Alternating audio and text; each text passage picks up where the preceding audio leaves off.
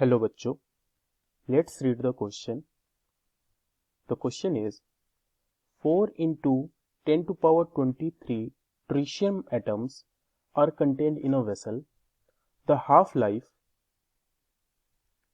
of decay of tritium nuclei is 12.3 years. Find first the activity of sample, second the number of decays in the next 10 hours, third the number of decays in next 6.15 years. Question में 3 part है और हर एक part को हम separately अलग अलग solve करेंगे. Now let's talk about part 1, that is a.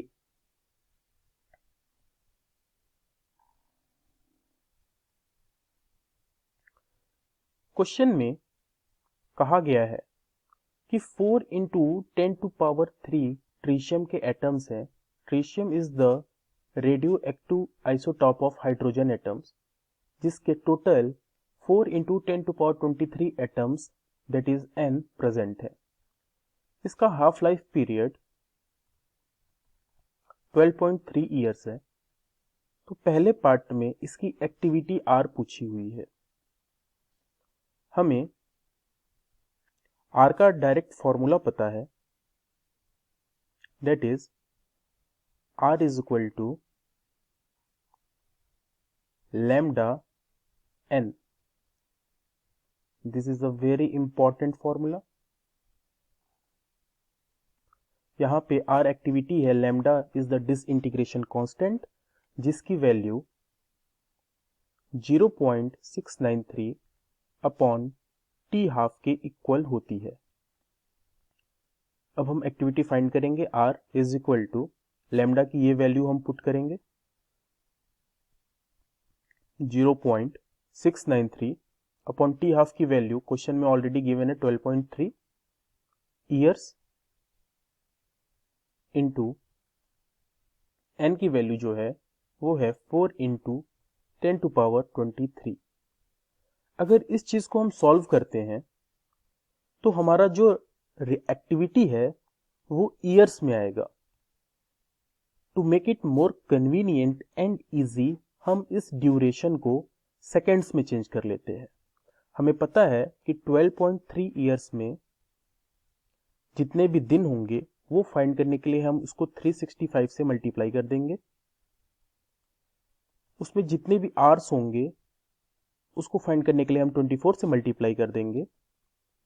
And minutes के लिए 60 एंड टोटल सेकेंड्स फाइंड करने के लिए एक बार और 60 से इसको मल्टीप्लाई कर देंगे.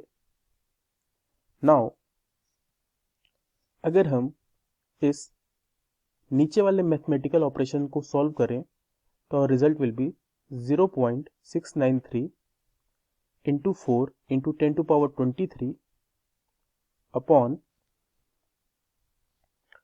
3.87 into 10 to power 8 seconds. अब हम इसको सॉल्व करेंगे and our final result will be 7.16 into 10 to power 14 dk per second.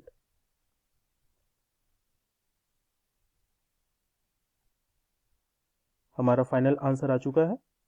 This is our activity of the sample, that is R. अब क्वेश्चन के सेकेंड पार्ट पे चलते हैं.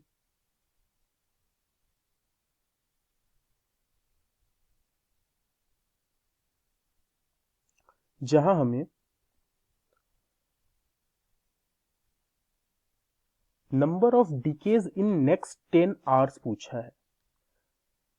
अगर हमारे डीके की जो रेट है R is 7.16 into 10 to power 14 dps. मतलब इसका ये होता है कि पर सेकेंड ट्रीशियम के इतने एटम्स डीके कर रहे हैं. तो हमें नेक्स्ट 10 आवर में कितने डीके होंगे वो फाइंड करना है.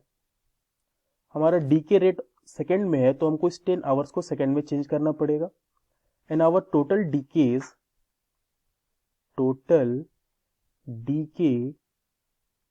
in next 10 hour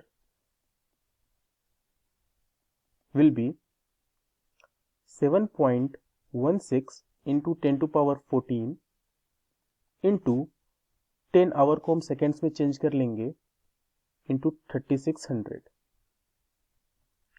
and our final result will be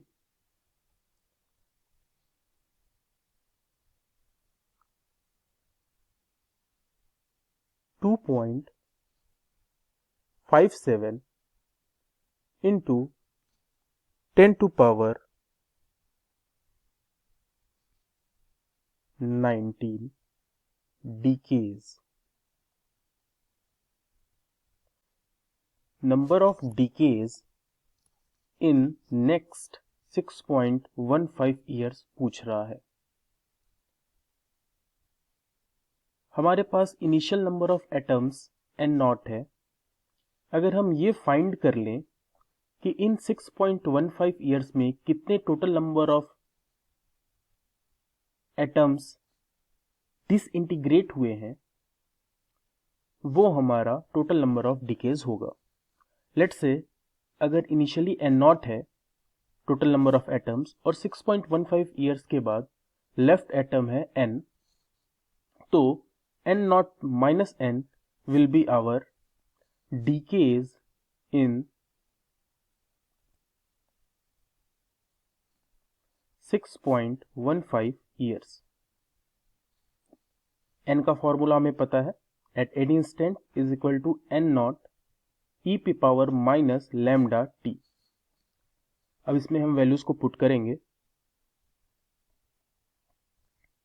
n0 की वैल्यू 4 इंटू 10 टू पावर 23 है, e to power minus lambda की वैल्यू होती है 0.693 अपॉन टी हाफ हमें पता है 12.3 into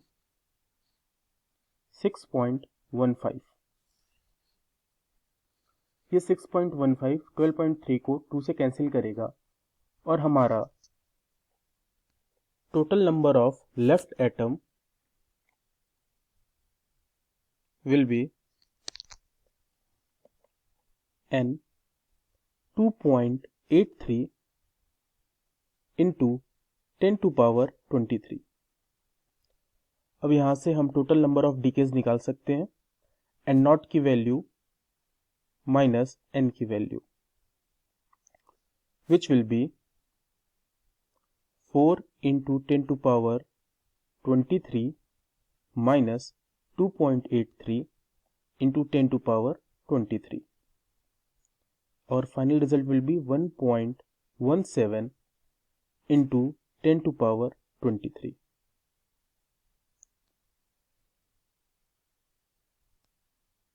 So these are the answers of all the question asked in the question. So I hope कि आपको ये चीज समझ में आई होगी। Thank you.